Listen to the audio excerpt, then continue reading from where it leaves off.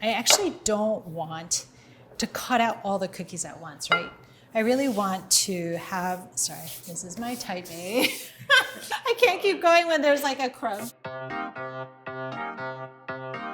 Hi, I'm Genevieve Coe, cooking columnist and senior editor at NYT Cooking. Today we're gonna make holiday cookies. We're gonna make cookie cutter cookies and decorate them and make them super cute. I'm gonna give you all the tools you need to make the most delicious and the cutest decorated cookies this season.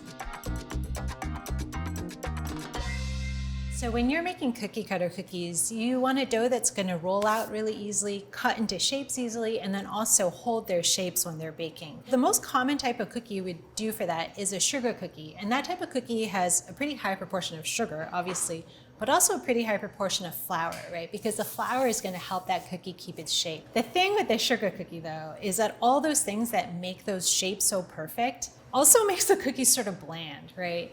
Nothing wrong with that, especially if like you have such strong nostalgia for those types of cookies, like go for it. But I actually love a cookie that tastes really, really delicious. And I can't think of a more delicious cookie than shortbread. It's a little bit less sugar, so it's not too sweet, which actually lets other flavors come through, and it's a little bit less flour. The really distinguishing factor of this dough is that it's gonna be scented with orange zest. And orange zest is actually not like sweet and juicy the way the juice is. It's actually quite floral. And there's a tiny bit of the bitterness that you get in the peel here. And I'm gonna zest this using really short little motions instead of like the long motion, because these cookies are gonna be cut out with cookie cutters. I don't want any strands of orange zest in there. I'm gonna toss it with the sugar so that all these teeny bits of peel are mixed with the sugar, and then I'm just gonna really gently rub it into the sugar. So this is both adding moisture to the sugar with all those beautiful orange oils, and it's gonna flavor the whole cookie really evenly this way. And what I'm adding to this dough too is powdered sugar. The most ideal shortbread, I think, is both crisp and also tender, which sounds like how can you have both things? And powdered sugar helps give you that. So I'm just gonna go ahead and add that here.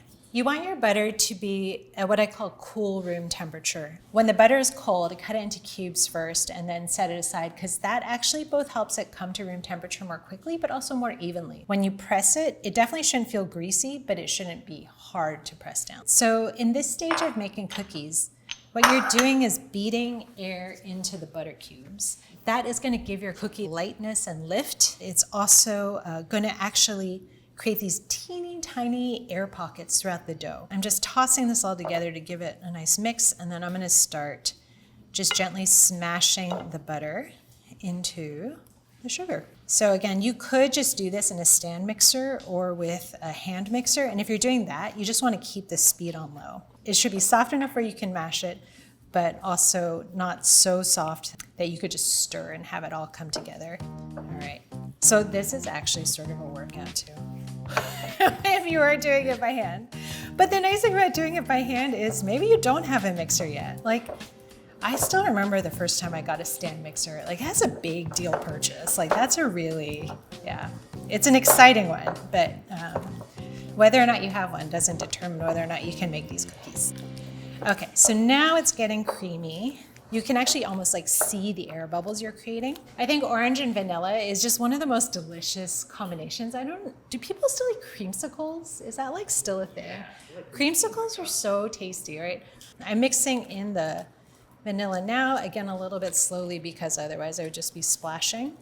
And now we're gonna add the flour. Anytime you're mixing all-purpose flour into dough, you don't want to overwork it because that's going to make the end result pretty tough. There's so much fat in the butter relative to the flour that you don't have to worry too much about that. I like to rotate the bowl while I'm mixing to get it to mix a little more evenly. It's not so much stirring as it is gently smashing. But the thing that's happened here too, as we've been mixing, is the butter actually keeps getting softer. So obviously like mixing it makes it softer, but that addition of sugar, right? The friction with the granulated sugar against the butter makes it softer. So this isn't that stiff, it's not that hard. So I'm just trying right now to get every last bit of dryness out.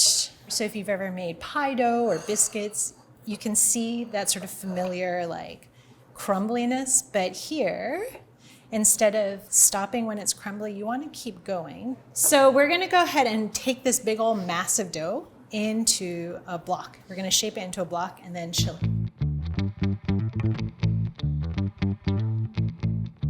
With this dough, you want to start it in the shape that you ultimately want it, but I'm just going to gently press this into a rectangle. I want it to be about a ½ inch thick at this point. And you can see I'm pressing sort of gently. One, because you really don't have to press it that hard, it's like soft enough. But you do want to minimize like how hard you work the dough. Yeah, you don't want to beat up the dough. So we definitely need to chill it. And as I'm patting, what I'm doing is I can see some little like canyons or crevices. So I'm just pressing those out now at this stage, because if you don't press them out now, later when you're rolling, you'll get cracks in the dough. So this is ready to go in the fridge. And one of the keys to making these cookies easy for you to work with is we're only gonna chill it for, I would say, about ½ an hour. You basically just want it to be firm enough to roll cleanly and neatly. You don't want to wait until it's rock hard, because that's going to make it super hard to roll. Okay, so here's my dough that's been resting for only 30 minutes. You definitely always want your cookie dough to rest, not only to make it firm enough to roll, but also the flour keeps hydrating as it's resting. I really only want to roll half of it at a time. It's hard to get a really nice even sheet of dough when you're dealing with a big old piece. So I'm gonna go ahead and throw this in the fridge so it doesn't get too soft. I'm gonna just lightly flour the parchment so it can roll easily there, and we'll lightly flour the top. And I wanna make sure my pin is floured too, because if it's not and the dough sticks to it, it's gonna be a pain. So you can see how easily and how smoothly this rolls out, because it's not really hard yet. And that is sort of your ideal scenario. Once dough gets really hard, it's a big pain to roll out. So this way, you can see how quickly and easily it lifts. I'm just giving it a little flip, giving it a little more flour on the other side. It just super smooth, rolls right out. There we go. And you can, of course, adjust the thickness to what you want. You can just sort of lift it up and see if this is the thickness of cookie you want. And this is where I want to be. And I can see that I'm at a ½ inch now, which is perfect. If you're going to go ahead and just cut these right away, you can just throw them into the fridge. I usually like to put another sheet of parchment on top just to protect it from anything in the fridge. At this point, you can actually refrigerate this for like 3 days or so, and then just bake them off at any point. So I have my second half of dough now that I've taken out of the fridge. I'm going to go ahead and roll this out. And I'm going to show you a different way of rolling that more or less guarantees that your dough won't stick and also minimizes any additional flour that you would add. You still want to flour the parchment paper lightly. Instead of now flouring the top of the dough in the rolling pin, what I'm going to do is unwrap my dough and use this same sheet of plastic wrap and set it over the dough. So this is an especially good trick if after 30 minutes your dough is still like pretty soft, or if you don't have 30 minutes and you want to roll it sooner. You can actually go ahead and do this and your dough definitely won't stick. And you want to both lift off the plastic and also keep lifting the dough off the parchment. That will help it slide and glide a little more easily.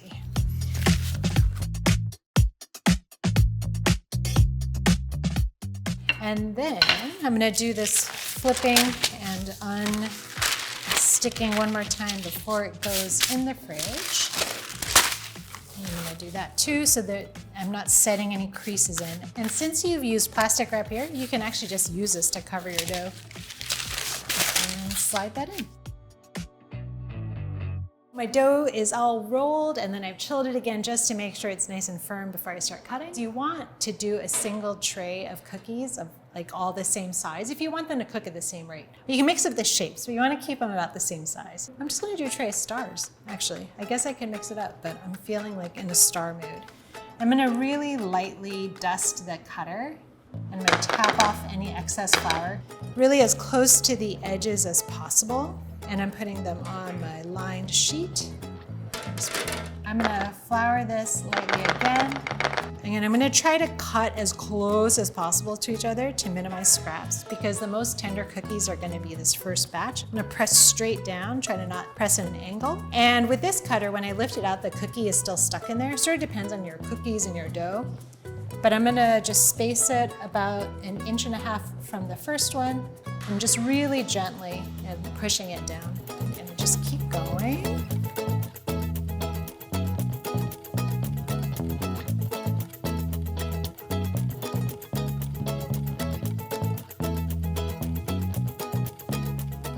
I'm gonna actually go ahead and save my scraps, and instead of like just smooshing it all into a ball, what I like to do is try to minimize how much I'm working that. It's not gonna be a huge difference, but sort of just enough of a difference. I'm just sort of like pushing these scraps back together, but I'm not folding them back onto themselves. So I'm just basically closing up the gaps that were here, gently pressing it into a rectangle again. And it's okay if there's some lines, because those are gonna get rolled back out. These are about 1/4 inch. I'll roll my scraps a little thinner. And you definitely can use a wine bottle or a liquor bottle. You need the dough to be sort of just soft enough to be able to do that. I'm getting this more to like 1/8 of an inch so that I can have different batches with different thicknesses for different preferences. This dough is rolled out to about 1/8 of an inch. These are the ones that are rolled out to 1/4 of an inch. I want to make sure that I'm always baking cookies that are not just the same, about the same size, but also the same thickness. So I'm going to pull out that other half of my dough that's rolled to 1/4 of an inch and finish those off on this tray. And then I'll save all my thin scraps for my second tray. This one goes in. This one comes out. So I'm going to do some candy canes, maybe some bells.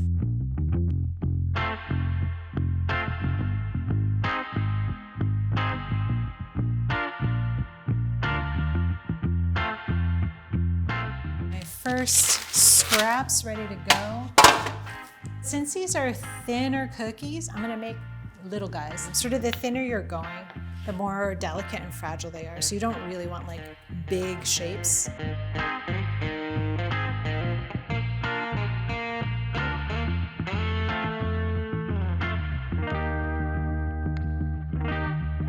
By the time I've these are my scraps, I'm actually just gonna bake that off as the scrap. It has to be sort of big enough, like this is too small. And then the rest of these guys, what I'm gonna do here is, I do have to gather them at this point because they're such bitty bits. I'm going to roll it one last time. Then I'm just gonna cut it into pieces that are about the same size as the cut cookies. There's always a way to fix things. I'm gonna go ahead and throw these in the fridge to chill first. Unless your kitchen is super cold, that dough is gonna get too soft if it just sits out. And it was just fine, they'll still be delicious, but they won't be, they might be like smudgy around the edges. If you don't wanna do cookie cutter cookies, you can actually just use this exact same dough and do slice and bake cookies. And you can eat them plain or you can decorate them too. So that exact same dough, you can form into a log and you can make it a round log, or in this case, a squared off log. And you can do this in plastic or parchment, whichever is easier or better for you. And voila. I have it on my cutting board here. The one thing you definitely want to watch out for with your cutting board is make sure it's not the board that you use to cut garlic, because garlic is so delicious and has so many great oils in it that it can really seep into the board, and that scent can seep into your dough, which obviously has happened to me before, which is why I'm like, you don't want garlicky cookies or oniony cookies. I prefer to use a bench scraper, but if you don't have one, a knife works just as well. And the first cut is always just to cut off those ends. If you want to get super precise about this, you can use a ruler. And then I want these to be about 1/4 inch. And you just really gently mark your 1/4 inch marks. Then you follow that same mark and you just sort of rest your bench scraper in there. One straight cut, you don't want a sawing motion. And what I'm doing is, like, after I'm cutting here, you can see the edges are gonna get a little dough raggedy. So as I'm like picking this up, I'm like gently pressing those little raggedy bits back against the dough.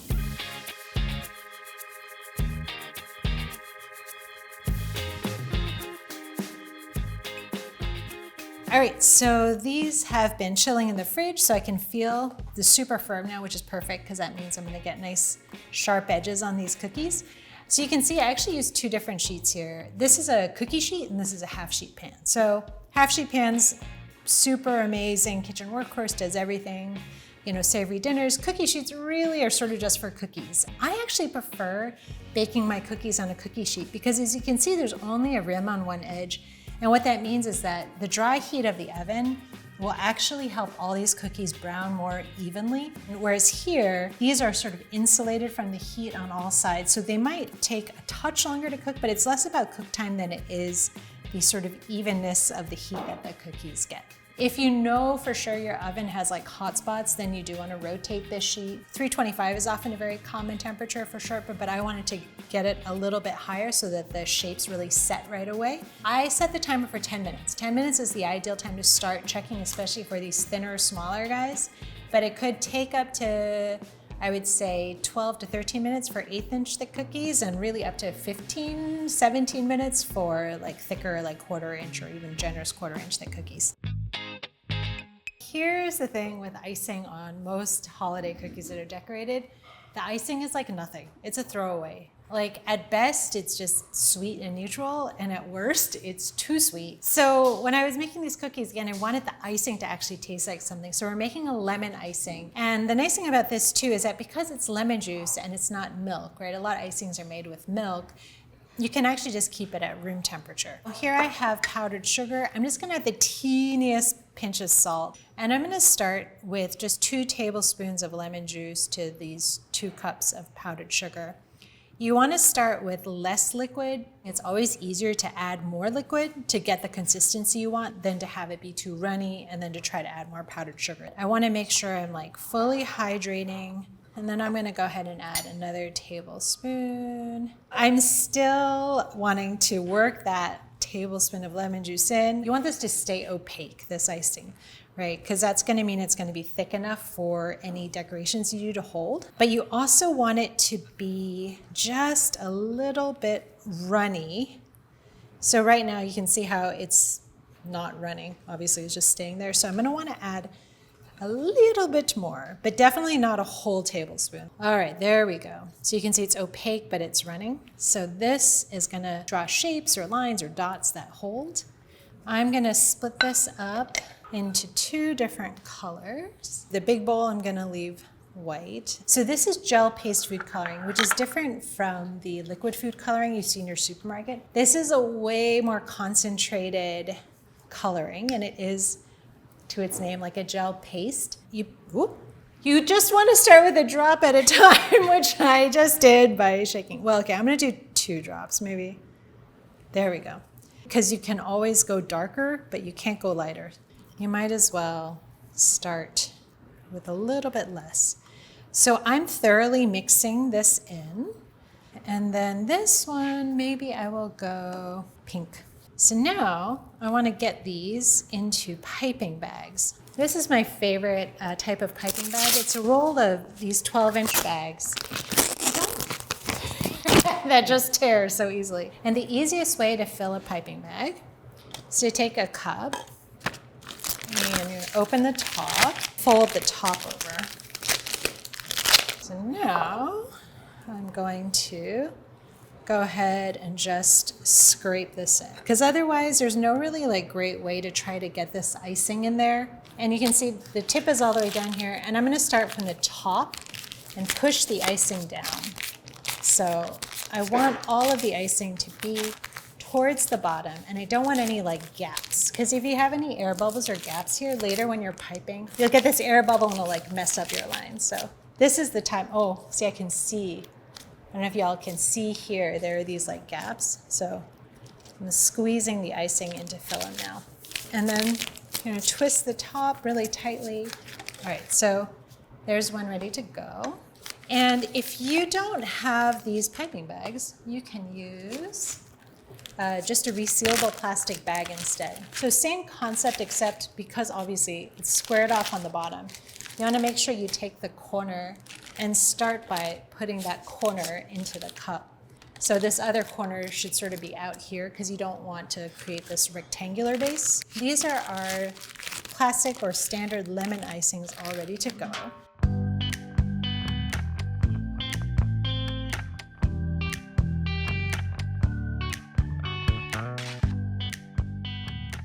My favorite part, yay! Decorating the cookies. Super fun. I'm gonna say right here, right now, I'm not like one of these expert cookie decorators. Like you see people making these like works of art. That's not me. The first thing you want to do is, if you've never decorated cookies before, or if you are a little bit out of practice, what you want to do is you want to start by cutting a hole in the corner of the bag. And you want to start by cutting the smallest hole. The way that you can test this to see if this is the right size hole is using your beautiful scraps. So you can just pipe onto one of your scraps and see if that's the size you want. This is like too small, which I knew it would be because I just said we're starting with the smallest possible. So I'm gonna cut another, it's like by millimeters here. Ah, beautiful. That's the size I want. You can start by going on this end. All right. Okay, there we go. The other thing that you can do if you're creating lines like this is like my favorite thing to do. You can just make little faces. This is a happy, happy star. So when you're flooding, you want to start with sort of a thicker outline. That doesn't mean that you have to actually cut a bigger hole. It just means you're going to move your bag more slowly so that the line that you're putting down is thicker. I'm gonna flood this with a pink because the pink is a touch runnier. And when you're doing your icings, you can do a variety of consistencies to get different levels of textures in your cookies, but also for decorating. For flooding this, I'm almost like outlining the inside of my icing with the thinner icing that I wanna flood the center with. This is again where your toothpicks come in handy. I'm just gently dragging the icing to fill into those corners. So you're just like gently pulling that icing to the edge.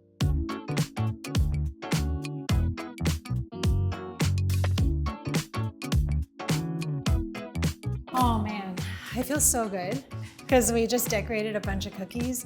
Cookie decorating is one of those things that it's not just that it's so fun to do with friends and it's a party. Even if you're just doing them on your own, it's this really like zen thing. You just have to be right there in the moment and it's really fun. It's like doing an art project, but delicious. The nice thing about these cookies too is they are actually so tasty. The shortbread with the orange and the vanilla and that like just the right amount of salt in them. That lemon icing is so yummy. It just adds this really fresh sharpness, right? You normally don't get like freshness in cookies.